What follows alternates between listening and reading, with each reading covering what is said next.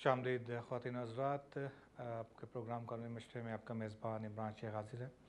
माज़रत चाहता हूँ कि कुछ ट्रैफ़िक के प्रॉब्लम्स की वजह से बर वक्त नहीं पहुँच सका।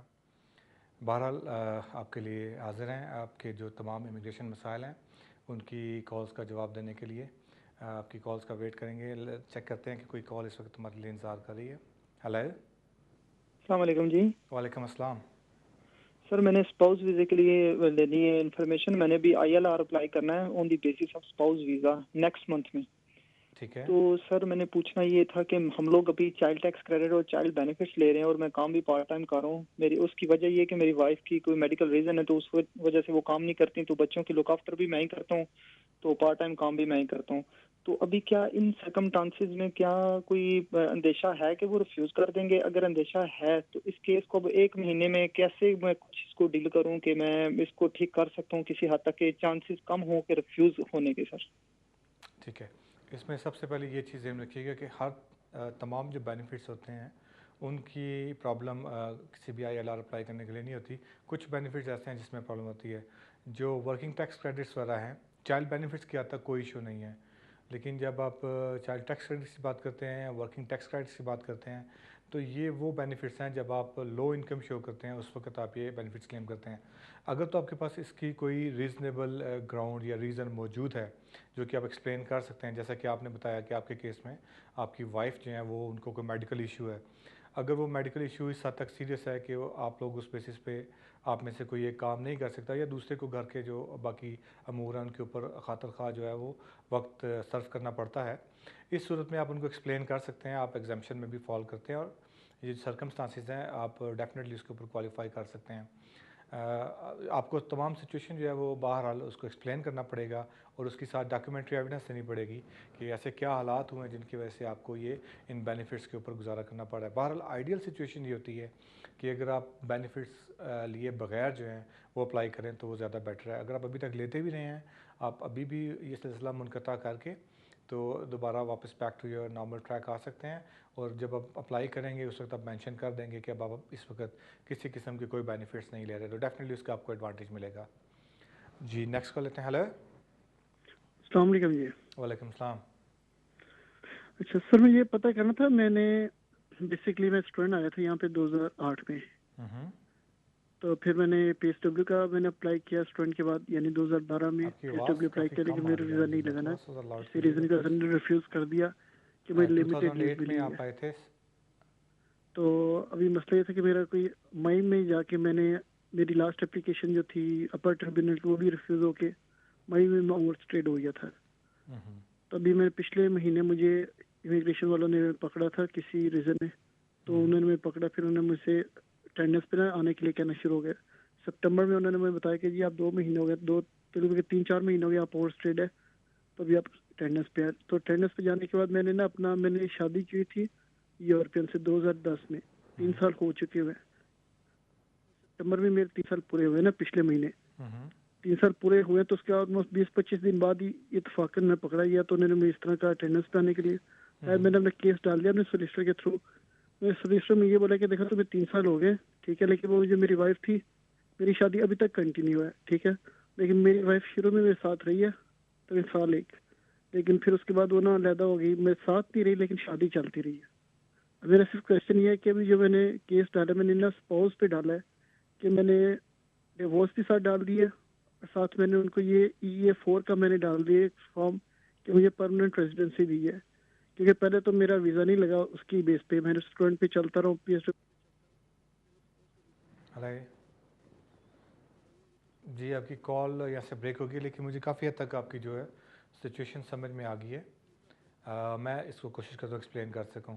जहाँ तक आपने बताया कि आपने ये जो एप्लीकेशन EA4 एप्लीकेशन फ़ाइल की है, उसके साथ ही डिवोर्स पिटीशन भी फ़ाइल कर दी है। देखिए, मैं जहाँ तक समझता हूँ ये आपने रिटेन राइट्स की बेसिस के ऊपर एप्लीकेशन फ़ाइल की है कि चूँकि 3 साल तक आपकी शादी जो है वो कायम रही है और उसके बाद अब किसी वजह से अब आप सेपरेट हो गए हैं या आगे कंटिन्यू नहीं कर पाते, तो इस वजह से आपने रिटेन राइट की बेसिस के ऊपर अप्लाई किया है। लीगली ये एक वैलिड ग्राउंड है और आप लीगली और टेक्निकली आप ठीक जा रहे हैं। फैक्ट्स की बात मैं डिस्कस नहीं करूँगा क्योंकि फैक्ट्स में आपने बताया कि एक्चुअली आपको सेपरेट हुए कुछ ज़्यादा अरसा हो चुका है, तो ऑफ कोर्स इसके ऊपर तो मैं कुछ कमेंट नहीं कर सकूँगा कि ऐसे हालात में आपने ऐसा क्यों किया। बहरहाल टेक्निकली और लीगली ये करेक्ट है कि अगर आप 3 साल एक ही जो रिलेशन में रहते हैं, मैरिटल रिलेशन में रहते हैं और उसके बाद आपकी वो निभ नहीं सकती अगर, तो आप उसकी बेसिस पे जो है रिटेन राइट के बेसिस पे अप्लाई कर सकते हैं पीआर के लिए। और वो आपको अगर आपका डॉक्यूमेंट्री एविडेंस आपके पास कंप्लीट है तो उसमें कोई प्रॉब्लम नहीं होनी चाहिए। जी नेक्स्ट कॉल लेते हैं। हेलो। हेलो, अस्सलाम वालेकुम। वालेकुम मैंने अस्सलाम। आपसे ये पूछना था कि मेरा भाई है तो उनकी वाइफ को तो साइलम की बेस पे ब्रिटिश पासपोर्ट मिल चुका हुआ है और बच्चों को भी, लेकिन मेरे ब्रदर को उन्होंने ना पहले 3 साल का दिया था वीज़ा, लीव टू रिमेन, तो अब दोबारा से एक्सटेंड हुआ है तो कल उनको फिर से उन्होंने ना 3 साल का ही दिया है। इसके बाद वो इनको क्या देंगे? ठीक है, जहाँ तक मेरी अंडरस्टैंडिंग है उन्होंने इनको पहला वीज़ा भी जो है वो डिस्क्रिशनरी लीव के तौर पे दिया है और सेकंड वीज़ा भी इनको 3 साल की डिस्क्रिशनरी लीव दी है। तो इस वीज़े के अख्ताम पर वो एलिजिबल होंगे परमानेंट रेजिडेंस अप्लाई करने के लिए, आई मीन ILR अप्लाई करने के लिए। अभी इस वक्त जो रिसेंटली इनको वीज़े के साथ जो लेटर आया है उसके अंदर भी डेफिनेटली नीचे एक्सप्लेन किया गया होगा कि जब आप अपने जो पीरियड है ये जो 60 महीने का जो पीरियड है ये अब आप पूरा कर लेते हैं तो उसके बाद जो है वो जो पहले आपको 3 साल का आया फिर दूसरे 3 साल का आया, तो इसके बाद जब आप 6 साल का पीरियड पूरा कर लेते हैं तो उसके बाद आपको जो है एलिजिबल हो जाएंगे ये इंडेफिनिट लीव अप्लाई करने के लिए। तो ये बिल्कुल एक नेचुरल प्रोसेस है। अगर उनका केस थोड़ा सा फैक्ट्स के लिहाज से या प्रेजेंटेशन के लिहाज से मुख्तलिफ था तो बहरहाल उन्होंने इसको कंसिडर किया है और उन्होंने उनको वीज़ा ग्रांट किया है। अगर आप ये समझते हैं कि इसका ये फ़ैसला दुरुस्त नहीं है तो आप इसके ऊपर अपील के लिए जा सकते हैं। अगर आपके पास अपील के राइट्स नहीं हैं, जो कि इस सूरत में यकीनन ना होने के चांसेस हैं, तो आप हाई कोर्ट से रुजू कर सकते हैं और हाई कोर्ट से भी जाके बात कर सकते हैं। इस वजह से ये है कि मेरे मशवरा यही है कि अगर आपको 3 साल की डिस्कशन लीव जो है वो मिल चुकी है तो आप इसी के ऊपर रिलाई कीजिए। अगर आपके बाकी कोई राइट्स को ये अफेक्ट नहीं करती तो इसके लीव के अख्ताम के ऊपर आप ILR अप्लाई कर दीजिए। जी नेक्स्ट कॉल लेते हैं। हेलो। हेलो, अस्सलाम वालेकुम। वालेकुम अस्सलाम। जी मेरे 2 साल थे, हमें यहाँ पे आए हुए 13 ईयर्स हो गए, तो हमें लॉन्ग रेजिडेंस पे 3 साल की डिस्क्रिशनरी लीव मिली है। ठीक है। तो हम क्योंकि 7 साल से ज़्यादा हमने उसके खिलाफ होम ऑफिस के जैसे कोर्ट में गए थे लेकिन कोर्ट में हम हार गए। अब अगर 3 साल का हमें एक्सटेंशन नेक्स्ट मंथ है तो उसके लिए हमें कोई एक्स्ट्रा फीस देनी पड़ेगी और एक्सटेंशन के लिए? और दूसरा ये है कि वो जो हमने केस किया था तो वो केस तो हार गए, तो उसका कोई इफेक्ट तो नहीं होगा हमारे एक्सटेंशन में? हाँ नहीं, केस के हारने से आपकी एक्सटेंशन के ऊपर कोई फ़र्क नहीं पड़ना चाहिए। आपने एक अपने राइट का इस्तेमाल किया है और अगर आप उसमें लूज़ कर गए तो ऐसा कोई केस के ऊपर नेगेटिव इफेक्ट नहीं आएगा। एज लॉन्ग एज आपका जो नया केस है जो आप फाइल करने के लिए जा रहे हैं, अगर वो प्रॉपर्ली प्रेजेंट किया जाता है और डॉक्यूमेंट्री एविडेंस मौजूद है, तमाम रिक्वायरमेंट्स आप उसकी पूरी करते हैं, तो आपके इस केस के ऊपर उसको कोई इफेक्ट आने के कोई इम्कानात नहीं है। तो इसलिए आप इस लिहाज से आप बेफिक्र रहिए। जी जनाब नेक्स्ट कॉल लेते हैं। हेलो। हेलो। जी जनाब। अस्सलाम वालेकुम। वालेकुम अस्सलाम। वजन मेरी क्वेश्चन है कि आवाज़ आपकी ब्रेक कर रही है, आप रिपीट करेंगे प्लीज़ अपनी बात को। 14 साल के बेस पे उन्होंने लास्ट ईयर ना जुलाई से पहले वो केस डाला था, तो 14 साल के बेस पे तो उन्होंने ये किया कि वो जो लैंग्वेज कोर्स होता है वो साथ नहीं था भेजा, तो होम ऑफिस वालों ने उनकी फीस निकाल ली थी, वो इंडेफिनिट वाली लीव टू रिमेन वाली वो निकाल लिए, तो लेकिन वो कोर्स जो है ना वो नहीं कर सके क्योंकि वो बिल्कुल ही अनपढ़ है। तो वो उन्होंने बजाय इसके कि वो कुछ लेटर को भेजते, लेकिन उन्होंने अभी जो है ना वो भेज दिया कि भाई ये साइनों के लिए भी वो पुलिस स्टेशन में जाया करें, तो अभी उसका क्या होगा जी, ये प्लीज़ मुझे बता देंगे। अच्छा जी बिल्कुल, इसमें जो सिचुएशन आपने मुझे ब्रीफली बताई है, मैं इसके ऊपर एग्जैक्टली तो कमेंट नहीं कर पाऊंगा क्योंकि मेरे सामने एग्जैक्ट सर्कमस्टांस नहीं है। मे बी आपको थोड़ी सी शायद इसके जो नताइज हैं या जो डिटर्मिनेशन वगैरह उनकी उसको पढ़ने में शायद कुछ प्रॉब्लम भी आई होगी। जहाँ तक मुझे समझ में आता है इस केस के हवाले से, आपको ये जो आपकी परमिशन या जो अलाउ होनी चाहिए थी, ग्रांट होनी चाहिए थी, अगर ऐसे कोई रिफ्यूज़ल आई है तो उसकी डेफिनेटली कोई सॉलिड रीज़न होगी। जो लैंग्वेज कोर्स की आप बात कर रहे हैं कि उन्होंने उनको आपको मौका नहीं दिया फ्राहम करने के लिए, वो बहरहाल वो आपकी इब्तदाई तौर पर ज़िम्मेदारी थी कि वो सर्टिफिकेट साथ अटैच करके आप भेजें। अगर वो किसी वजह से वो नहीं हासिल कर सकते तो आपको उसके लिए एग्जामेशन के लिए अप्लाई करना चाहिए था, अगर आप उसमें एग्जामेशन में फॉल करते हैं। तो अगर आप एक जो मैंडेटरी रिक्वायरमेंट को पूरा नहीं करते तो ऑफ कोर्स एप्लीकेशन जो है वो रिजेक्ट की जा सकती है। अगर आपके पास अपील्स के राइट उसमें मौजूद हैं तो आप अपील में जाइए, कोर्ट में बात कीजिए। कोर्ट आपके सर्कमस्टांसिस देख के हो सकता है कि आपको इसके ऊपर आपकी डिस्क्रेशन यूज़ करते हुए लीव जो है वो ग्रांट कर दे। अगर आपके पास अभी अपील का राइट नहीं है और इतना टाइम मौजूद है कि आप हाई कोर्ट में जुडिशल रिव्यू लेके जा सकते हैं, तो आप उसके सिलसिले में भी एक कोशिश कर सकते हैं। बेहतर तरीका ये होगा कि आप अपने वकील से या किसी भी दूसरे वकील से तमाम केस के फैक्ट्स के साथ जो है वो मज़ीद और तफसील से रहनुमाई हासिल करें। जी जनाब, नेक्स्ट कॉल लेते हैं। हेलो हेलो जी। हेलो जी जी, आपकी आवाज़ आ रही है, बात करें। हाँ जी, अस्सलाम वालेकुम। वालेकुम अस्सलाम। मैं रानिया बात कर रही हूँ डॉनकास्टर से। मुझे ये पूछना है कि हम लोगों ने मैंने असाइलम किया हुआ अपने हस्बैंड और 2 बच्चों के साथ। पौने 2 साल हो गए, हमारा सेकंड इंटरव्यू हुए, अभी तक कोई भी जवाब नहीं आया। हमारे साथ जितनी फैमिली सबके जवाब आ गए, किसी का रिफ्यूज, और इस दौरान हमारा एक बेटा भी इधर पैदा हुआ है। तो मैं ये पूछना चाह रही हूँ कि इतना मतलब क्यों इन्होंने लेट कर दिया है, और इनका कोई टाइम लिमिट होती है कि इस टाइम तक अगर वो उनको पाबंद होते हैं कि जवाब देना ही पड़ता है। और दूसरा मेरा ये क्वेश्चन है कि मेरे हस्बैंड ड्राइव कर सकते हैं, यानी हम गाड़ी खरीद सकते हैं अपने पैसों की, लाइसेंस वो ले सकते हैं, और गाड़ी के लिए हमें होम ऑफिस से इजाज़त लेनी पड़ेगी या नहीं? प्लीज़ ये मेरे जवाब दे दें। जी बिल्कुल ठीक है रानिया, मैं आपको 2-3 सवालों के आपके जवाब देता हूँ इस तरीके से।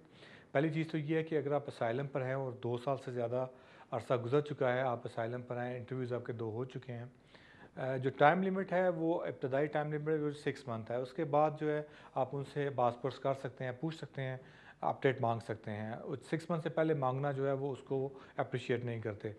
चूँकि इसमें 2 साल से ज़्यादा कर्जा गुजर चुका है, आप उनसे ना सिर्फ ये कि पूछ सकते हैं, बल्कि अगर चाहें तो आप कोर्ट के ज़रिए उनको डायरेक्शन भी दिलवा सकते हैं कि आपके मामले को जल्द अज जल्द और जो है वो प्रायोरिटी बेसिस के ऊपर उसको डिसाइड किया जाए।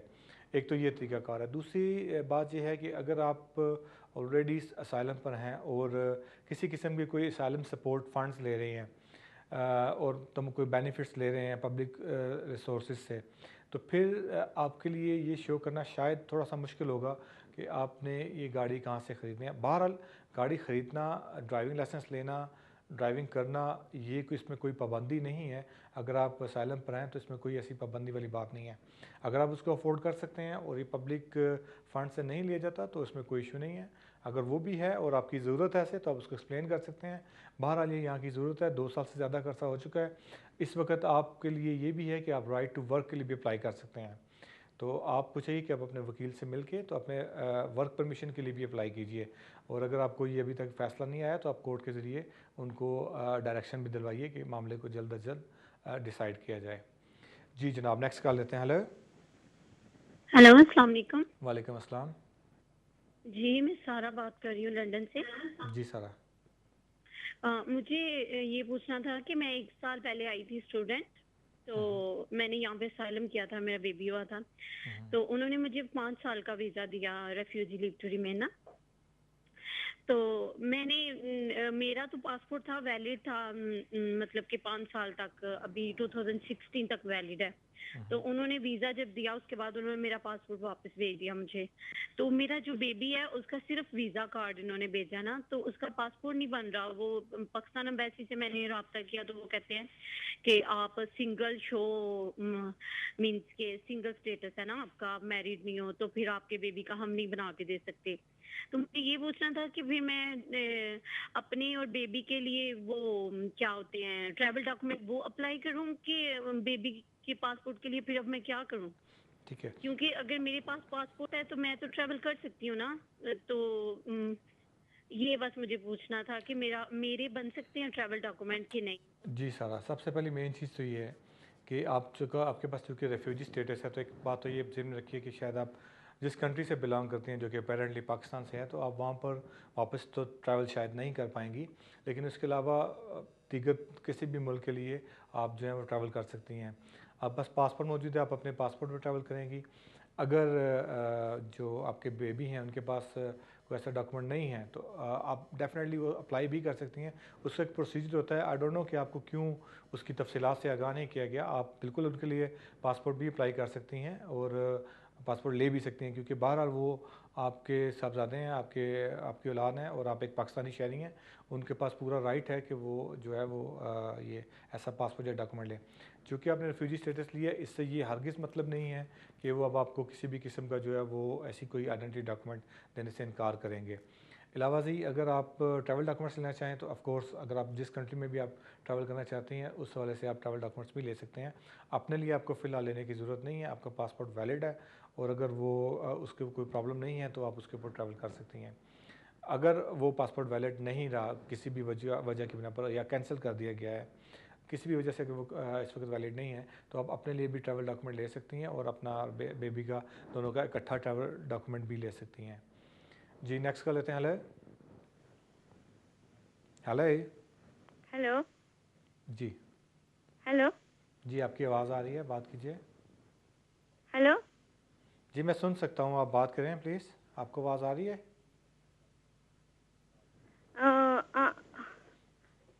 हेलो जी जी, बात कीजिए। Can you hear me? I can hear you properly.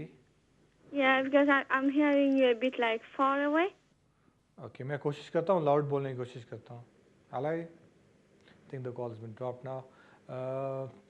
Next call लेते हैं। Hello hello hello, anyone there? जी कौन सा बोल रहे हैं? मैं हेलो जी, लंदन से बोल रहा हूँ सर। जनाब थोड़ी आवाज़ आपकी स्लो आ रही है, आई डोंट नो। मैं कोशिश करता हूँ ऊंचा बोलने के लिए, आप बात कीजिए।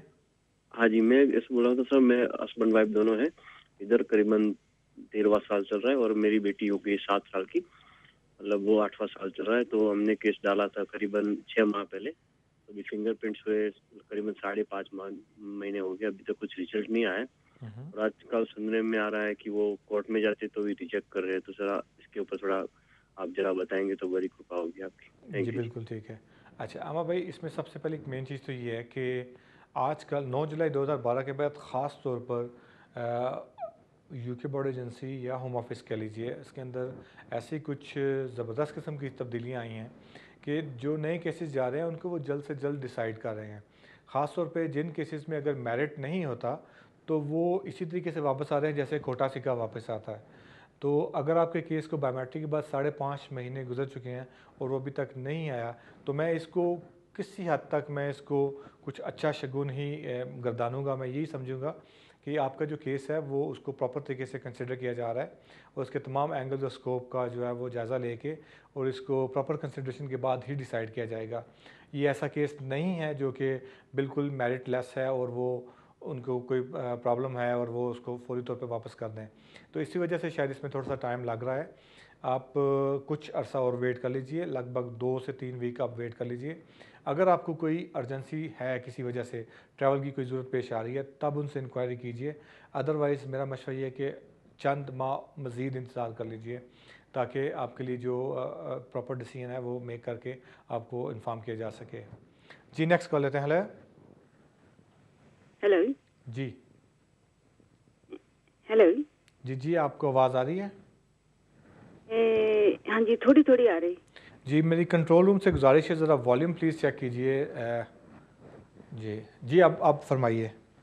हेलो, हाँ जी, मेरे फैमिली एक फ्रेंड है ਤੇ ਉਹ 2003 ਵਿੱਚ ਫੜ ਹੋ ਗਏ ਸੀਗੇ।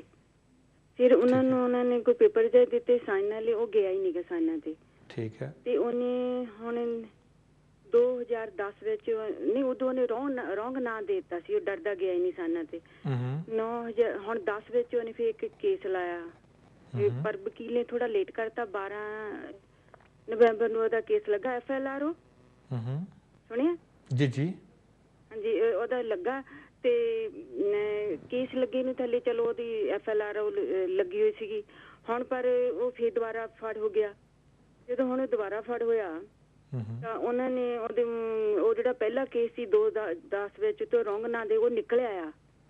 ਤੇ ਹੁਣ ਉਹਨੂੰ ਕੀ ਕਰਨਾ ਚਾਹੀਦਾ? ਨਵਾਂ ਤਾਂ ਹਲੇ ਚੱਲ ਰਿਹਾ ਸਹੀ ਨਾਲ। देखो जी ऐसी सिचुएशन है कि अगर उधर ਜਿਹੜਾ एक्चुअल नेम है और एक्चुअल ਜਿਹੜੀਆਂ ਉਹਦੀ डिटेल्स ने अगर वो केस ऑलरेडी पेंडिंग है ऑफ कोर्स ਤੁਹਾਨੂੰ ਉਹਦੇ ਤੇ ਹੀ ਬਿਲकुल ਰਿਲਾਈ ਕਰਨਾ ਚਾਹੀਦਾ ਹੈ। ਜਿਹੜਾ ਪਹਿਲਾ ਕੇਸ ਸੀ ਚूँकि ਉਹ ਉਸ ਟਾਈਮ ਅੰਡਰ ਪ੍ਰੈਸ਼ਰ ਸੀ ਉਹਨੂੰ ਜ਼ਿਆਦਾ ਆਈਡੀਆ ਨਹੀਂ ਸੀ ਉਹਨੇ ਕੁਝ ਗਲਤ ਇਨਫੋਰਮੇਸ਼ਨ ਦੇ ਦਿੱਤੀ ਉਹ ਕੇਸ ਤੇ ਬਹਰਹਾਲ ਉਹ ਤਾਂ ਵੈਲਿਡ ਹੈ ਹੀ ਨਹੀਂ ਨਾ ਉਹ ਤੇ ਕੇਸ ਅੱਗੇ ਚਲਾਉਣਾ ਬੰਦਾ ਹੀ ਨਹੀਂ ਹੈ। हाँ ਜਿਹੜਾ ਕੇਸ ਹੁਣ ਨया उन्होंने फाइल ਕੀਤਾ ਆਪਣੇ ਐਕਚੁਅਲ ਨਾਮ ਦੇ ਨਾਲ ਔਰ ਐਕਚੁਅਲ ਡਿਟੇਲਸ ਦੇ ਨਾਲ ਇਸ ਕੇਸ ਨੂੰ ਪਰਸੂ ਕਰਨ ਇਹਨੂੰ ਫਾਲੋ ਅਪ ਕਰਨ ਇਹਦੇ ਨਾਲ तमाम ਡਾਕੂਮੈਂਟਰੀ ਐਵੀਡੈਂਸ ਇਹਦੇ ਨਾਲ ਦੇਣ ਅਗਰ ਮਜ਼ੀਦ ਰਿਕੁਆਇਰਡ ਹੁੰਦੀ ਹੈ ਤੇ ਔਰ ਇसी ਕੇਸ ਨੂੰ ਅੱਗੇ ਲੈ ਕੇ ਚਲਾਉਣ ਤੇ ਦੇਖੋ ਸ਼ਾਇਦ ਕੁਝ ਉਹਦੀ ਬਿਹਤਰੀ ਆ ਜਾਏ।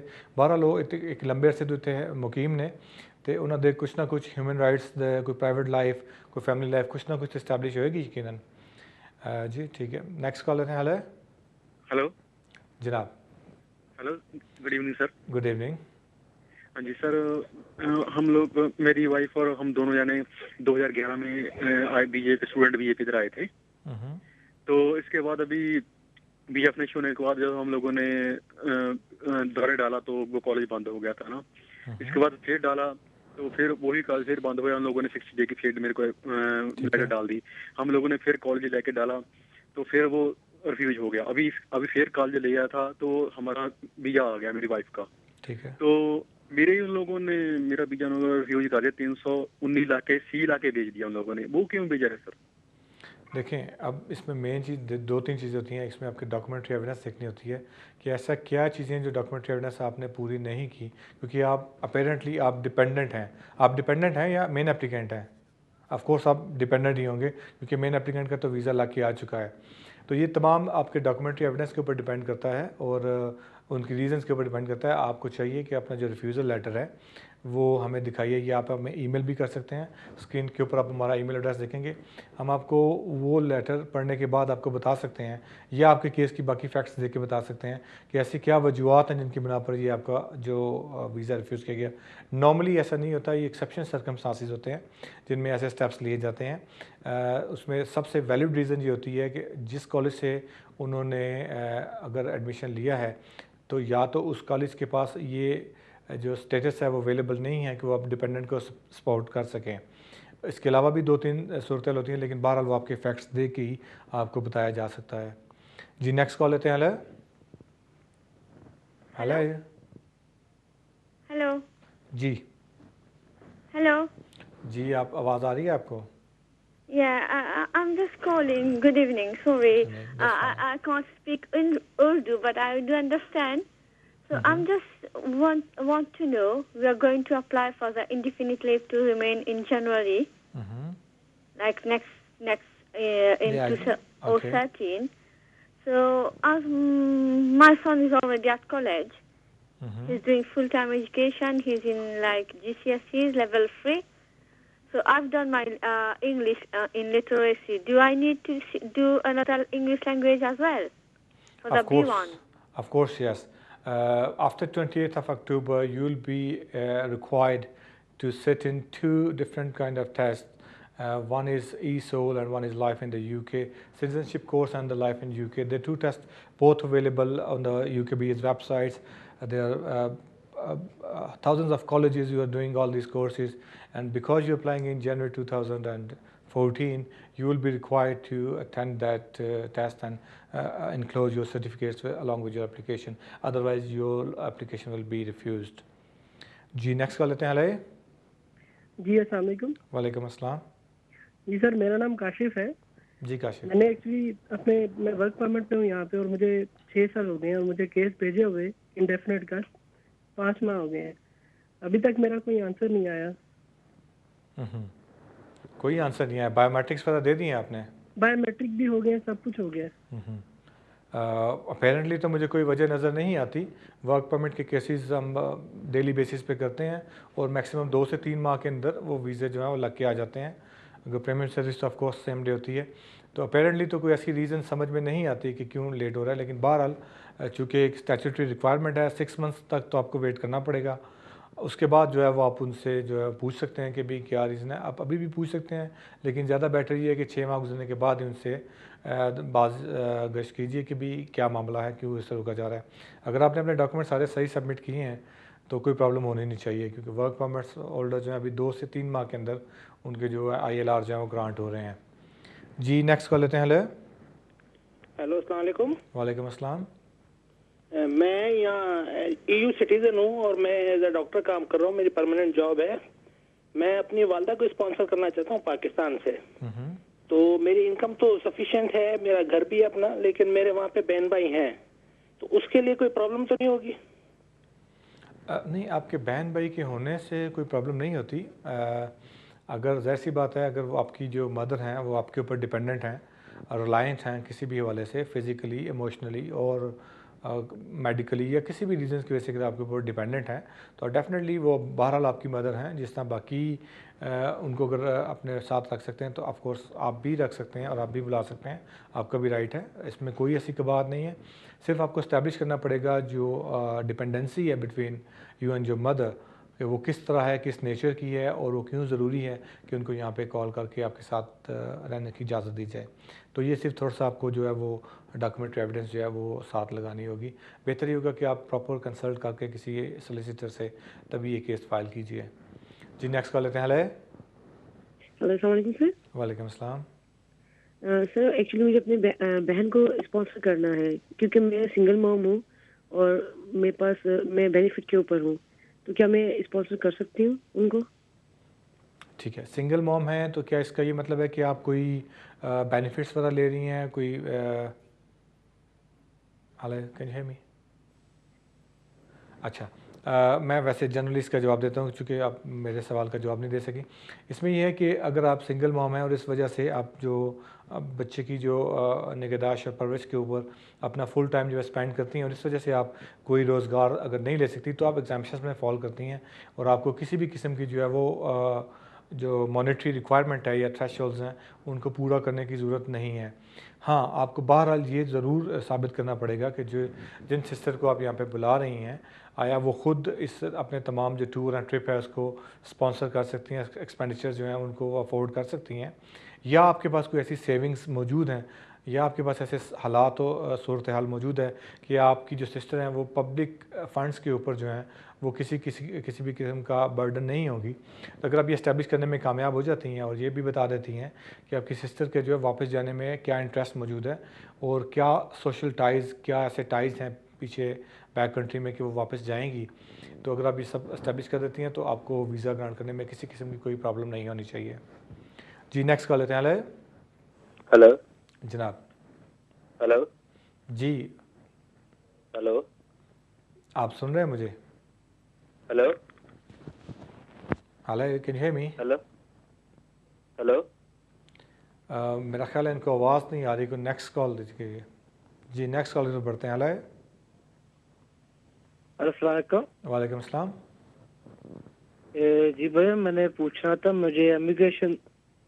हेलो जी, मैं आपकी आवाज़ सुन रहा हूँ। जी, मैंने पूछना था कि मुझे इमिग्रेशन ने पकड़ा था, मुझे 9 साल हो गए इस कंट्री में। मैं 16 ईयर का था, इस कंट्री में आया था, तो अब 25 ईयर ओल्ड है मेरी।